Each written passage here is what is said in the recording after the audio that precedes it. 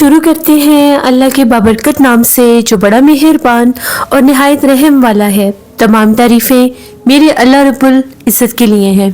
خوفناک کہانیوں کے معزز ناظرین کو میری طرف سے السلام علیکم۔ امید کرتی ہوں آپ سب لوگ خیریت سے ہوں گے، جہاں ہوں گے خوش ہوں گے۔ آج آپ لوگوں کے لیے بہت ڈراؤنی کہانیاں لائی ہوں جنہیں آپ لوگ بہت پسند کریں گے۔ آج کی پہلی خوفناک کہانی امبر شیئر کر رہی ہے لاہور سے۔ امبر کہتی ہیں ہم لوگ لاہور ڈیفنس کے رہنے والے ہیں۔ 2016 میں ہم لوگ لاہور ڈیفنس میں شفٹ ہوئے۔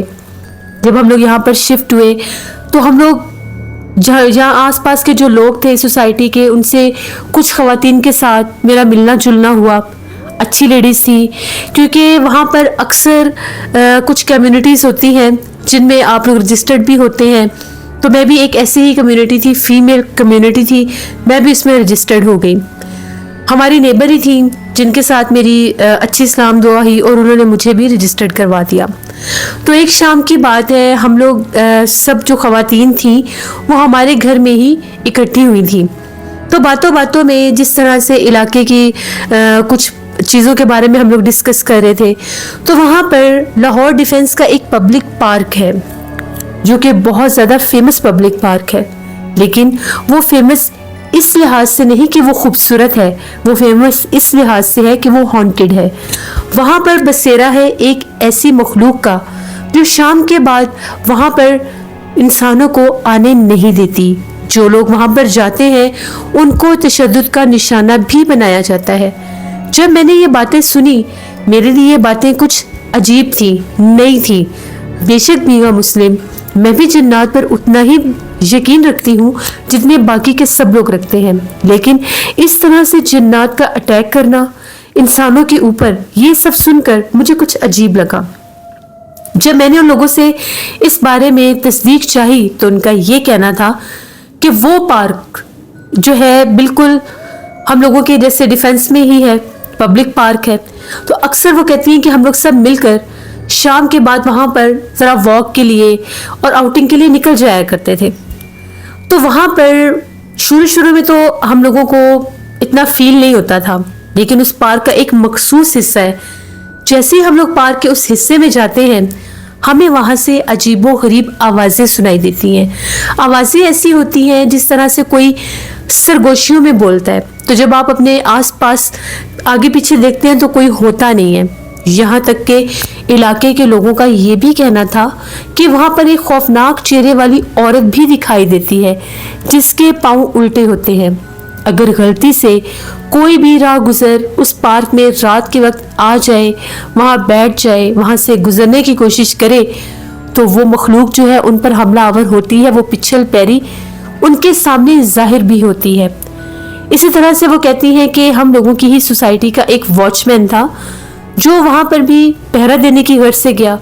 وہ کہتے ہیں کہ جو ہی میں پارک والی روڈ پر تھا تو مجھے ایک دم سے پارک کے اندر سے آوازیں آنے لگیں۔ آوازیں ایسی تھی کہ جس طرح سے کوئی عورت ہے، کوئی لڑکی ہے، وہ مجھے مدد کے لیے پکار رہی ہے۔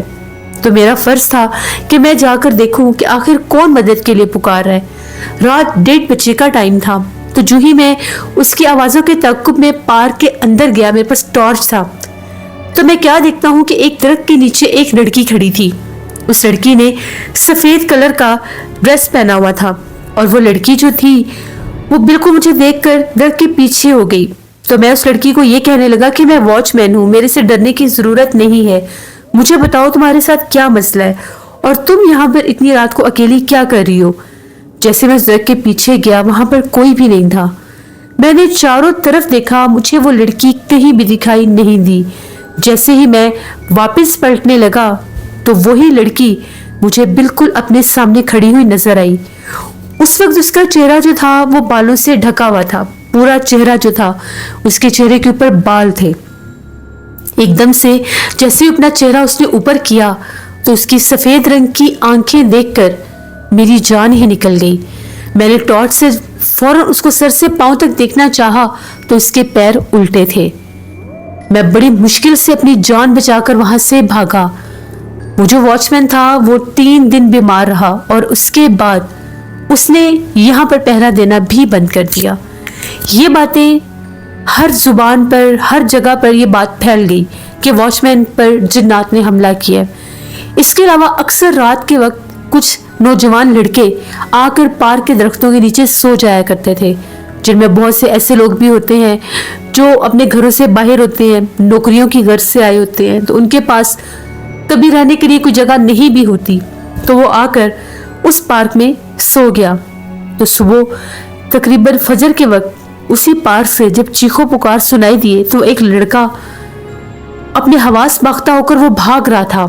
اس کو جب لوگوں نے پکڑا اور پوچھا کہ کیا ہوا ہے تمہیں، کیونکہ وہاں پر کچھ سیکیورٹی گارڈ بھی تھے، تب انہوں نے جب اس کو پکڑا تو اس نے یہ کہا کہ میں اس درخت کے نیچے سویا ہوا تھا، تو مجھے درخت کے اوپر سے کسی کے چلانے کی آوازیں آئیں، تو جب میری آنکھ کھلی تو میں نے درخت کے اندر ایک عجیب و غریب مخلوق کو غائب ہوتے دیکھا۔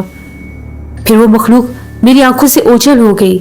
جب میں اٹھنے کی کوشش کرنے لگا تو میری چہرے کے اوپر کسی نے زور زور سے تھپڑ مارنے شروع کر دیے۔ ویسے اس کے بعد سے لوگ بہت کم اس پارک کی طرف جاتے ہیں۔ یہ باتیں سن کر میں بہت زیادہ خوف زدہ ہو گئی۔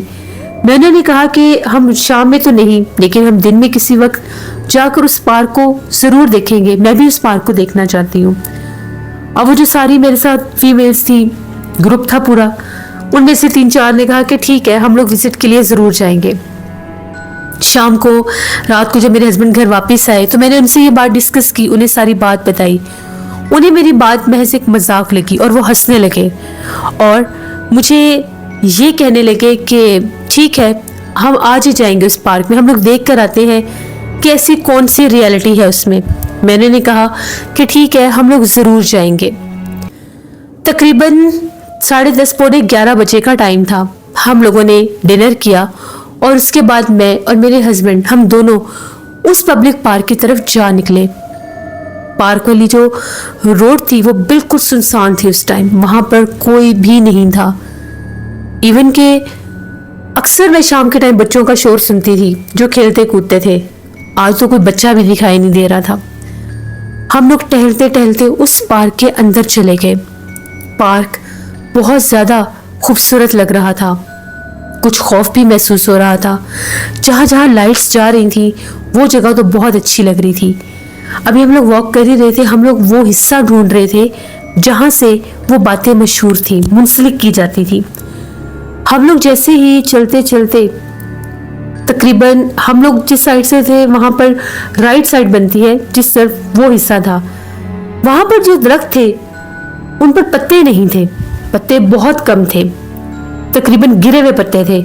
باقی جو پارک تھا وہ بہت زیادہ ہرا بھرا تھا۔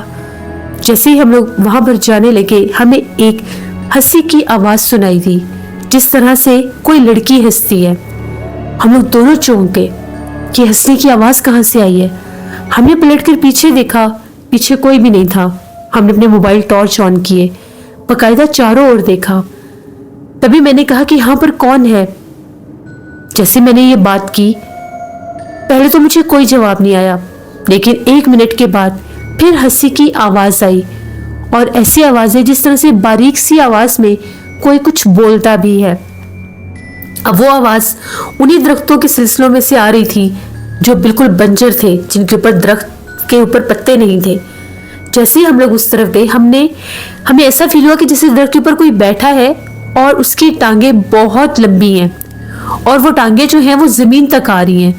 پہلے تو سمجھ ہی نہیں آ رہا تھا یہ ٹانگیں ہیں یا جیسے کوئی سٹک رکھی ہوئی ہے، دونوں طرف کوئی 2 سٹکس رکھی ہوئی ہیں، اتنی باریک ٹانگیں تھیں۔ ہم نے جب ٹارچ سے غور سے دیکھنا چاہا تو وہ زور زور سے ہلنے لگی اور اوپر ایک بھیانک چہرے والی مخلوق بیٹھی ہنس رہی تھی۔ وہ بالکل جیٹ بلیک تھی، بہت زیادہ سیاہ، اور اس کی آنکھیں بھی چمک رہی تھیں۔ او میرے خدایا، جب ہم نے یہ دیکھا پھر ہم نے پلٹ کر نہیں دیکھا، ہم لوگ اتنا تیزی سے بھاگے، ہم لوگ اس حصے سے باہر نکلے، یہاں تک کہ ہم لوگوں نے گھر واپس آ کر سانس لیا۔ یہ میری زندگی کا پہلا ایکسپیرینس تھا جو میں نے خود کیا اپنی آنکھوں سے۔ میں نے غیر مرئی مخلوقات کو بھی دیکھا اور وہ وہی مخلوق تھی۔ اللہ کا شکر ہے کہ ہم لوگ وہاں سے بہت جلدی بھاگ نکلے، اس کو اٹیک کا موقع نہیں ملا، ورنہ ہو سکتا ہے وہ ہم لوگوں کے اوپر اٹیک بھی کرتی۔ یہاں تک کہ اکثر دیر رات کے بہت جب خاموشی ہوتی ہے، سب سو رہے ہوتے ہیں، جیسے سردیوں کی راتیں ہوتی ہیں، ان میں پارک والی سائڈ سے चीखें भी सुनाई देती हैं। मैंने खुद सुनी है। उसके बाद मैं कभी भी पार्क की तरफ रात के टाइम नहीं जाती। कोई भी नहीं जाता उस पार्क में रात के टाइम। अगर लोग जाते भी हैं तो शायद उस हिस्से की तरफ जाते हैं जहाँ पर वो आमतौर पर दिखाई नहीं देती, क्योंकि उस मखलूक का बसेरा एक मखसूस हिस्से में है।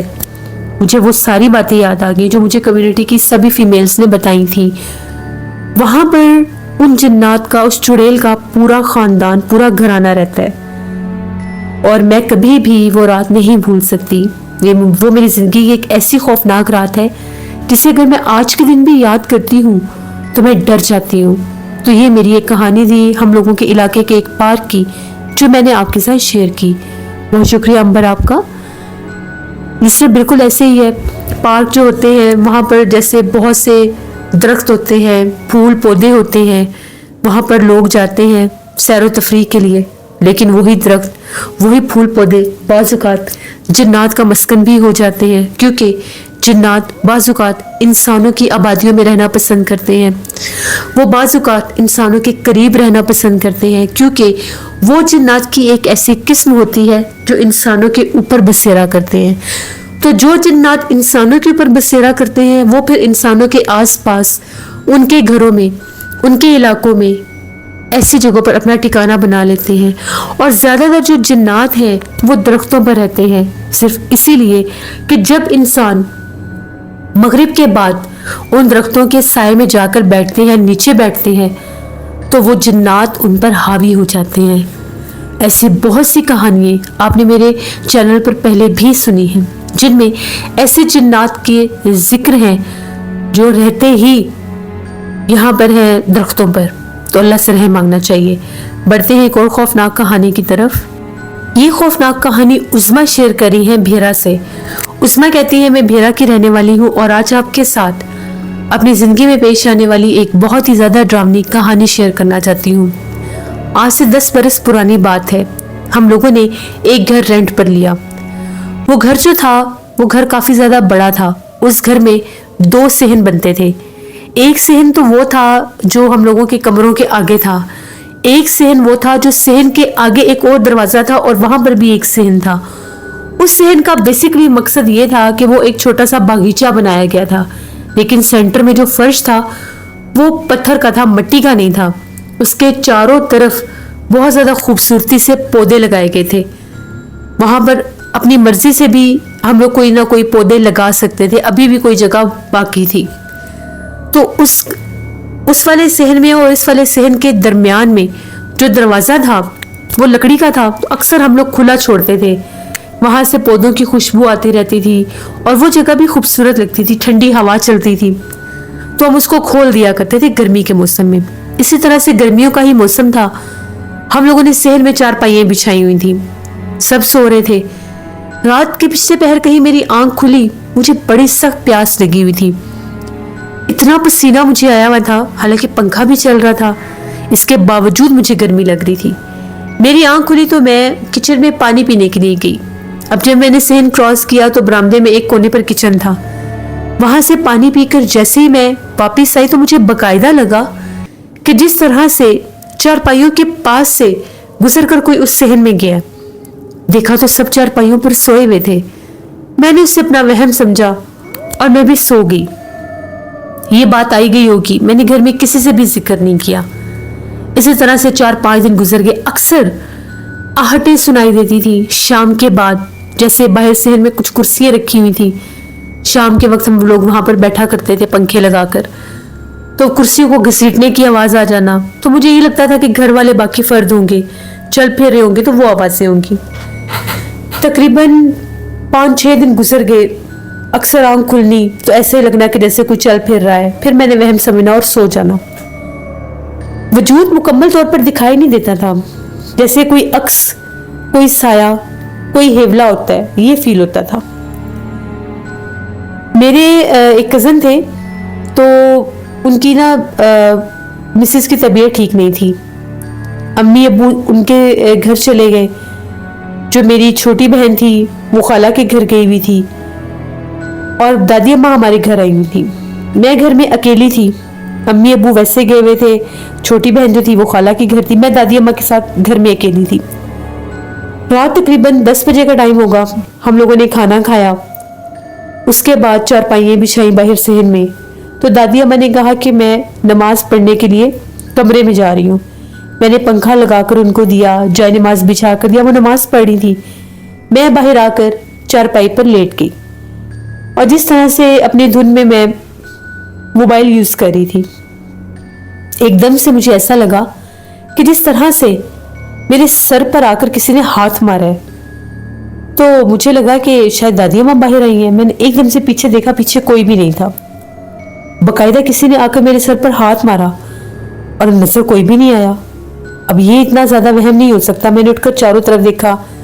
मैं अपनी बहन को आवाजें देने लगी कि शायद वो मुझे तंग कर रही है, लेकिन वो थी ही नहीं। मुझे वहम हो गया। मैं उठी, मैंने किचन में देखा, कमरों में देखा, दादी अम्मा नमाज पढ़ रही थी। जैसे मैं सहन से बरामदे से निकलकर सहन में आने लगी तो जो पिछला सहन था जहां पर पौधे थे, वहां पर मैंने किसी लड़की को खड़े देखा, बिल्कुल मेरे सामने, क्योंकि इस वाले सहन की रोशनी सारी वहां जाती थी। वो लड़की बिल्कुल सामने पौधों में खड़ी थी। देखने में बिल्कुल वजूद कद काठ ऐसे था जैसे मेरी बहन का है। मैं लड़ने लगी कि इकरा तुम आई और तुमने मुझे बताया भी नहीं, और तुम अंदर कैसे आई? मैंने तो गेट बंद किया था। मैं ऐसे उससे गुस्से से बोलती बोलती उस सहन में गई।